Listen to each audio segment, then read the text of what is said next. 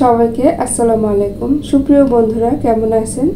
আশা করি অনেক অনেক ভালো। স্বাগতম জানাচ্ছি আজকের পর্বে। আজ আমি ভীষণ মজার একটি রেসিপি আপনাদের সাথে শেয়ার করব। আজ তৈরি করে দেখাবো মসুরের ডাল দিয়ে পুঁই শাকের তরকারি রান্না।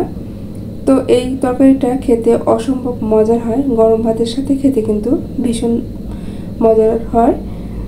এই তরকারি থাকলে কিন্তু মাছ মাংসের আর প্রয়োজন হবে না, শুধু এক পদে ভাত খাওয়া শেষ হয়ে যাবে। তো এখানে আমি কতগুলো পুঁই শাক নিয়েছি, পুঁই শাকগুলোকে কেটে ধুয়ে পরিষ্কার করে নিয়েছি। প্রথমে যা করতে হবে, এখানে আমি একটি পাত্র নিয়েছি, এর ভিতর পেঁয়াজ কুচি দিয়ে দিলাম, অনেকগুলো পেঁয়াজ কুচি করে নিয়েছিলাম।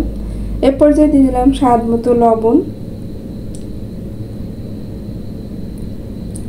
হাফ চা চামচ হলুদ গুঁড়া, হাফ চা চামচ জিরার গুঁড়া আর হাফ চা চামচ ধনিয়া গুঁড়া। শুকনো মরিচের গুঁড়া আমি এখানে ব্যবহার করব না। দিয়ে দিলাম পরিমাণ মতো রান্নার রেগুলার তেল।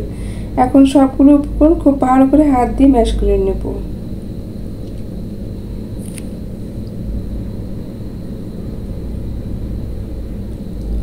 পেঁয়াজটাকে খুব ভালো করে ম্যাশ করে নিয়েছি। এখন আমি এর ভিতরে দিয়ে দেব এক বাটি মসুরের ডাল। এই ডালটাকে আমি আগে থেকে ভিজে রেখেছিলাম, তারপরে ধুয়ে পরিষ্কার করে নিয়েছি। এখন এই ডালটাকে খুব ভালো করে হাত দিয়ে ম্যাশ করে নেব।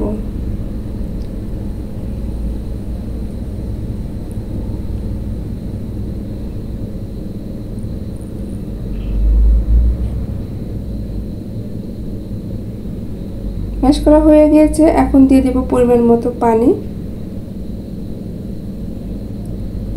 পানিটা দিয়ে এখন চুলায় বসিয়ে দিয়েছি। এখন চুলাটা অন করে ঢাকনা দিয়ে ঢেকে বলক আসা পর্যন্ত অপেক্ষা করব।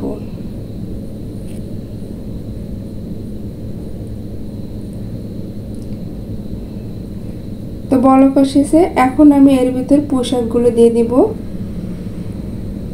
এই ডালটাকে একদম সিদ্ধ করে নেওয়া যাবে না, হাফ সিদ্ধ হলে তখন এই শাকটা দিয়ে দেব।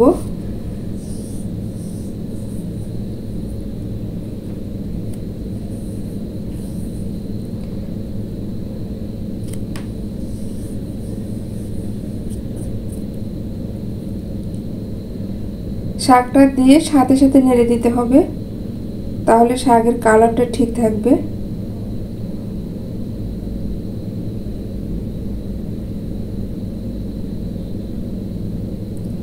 এভাবে ভালো করে নেড়ে চেড়ে ঢাকনা দিয়ে ঢেকে দেব।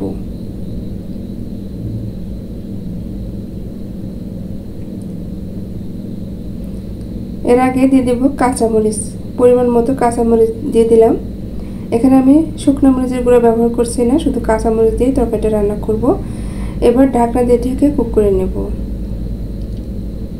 এরপর যে একটু নেড়ে ছেড়ে দেব। তো এই তরকারিটা প্রায় হয়ে এসেছে। তার আগে যা করতে হবে, আমি এখন একটা ফোড়ন দেব।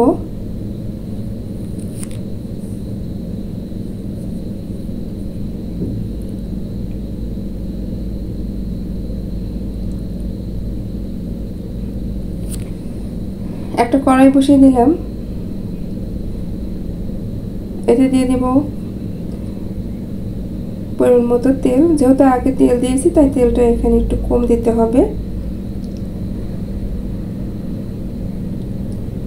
দিয়ে দেব কয়েকটা শুকনা মরিচ টুকরা করে নিয়েছি, আর জিরা গুঁড়ো দিলাম, আস্ত জিরা দিলাম, আর দিয়ে দেব রসুন কুচি। এরপর দিয়ে দেব পেঁয়াজ কুচি। এখন নেড়ে চেড়ে হালকা করে ভেজে নেব।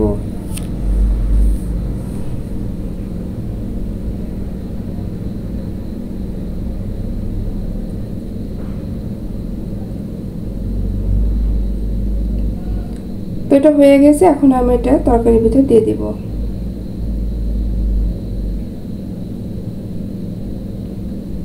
তো এই পর্যায়ে কিন্তু তরকারিটা প্রায় রান্না হয়ে গেছে। আমি 2 মিনিটের মতো কুক করে নামিয়ে নেব।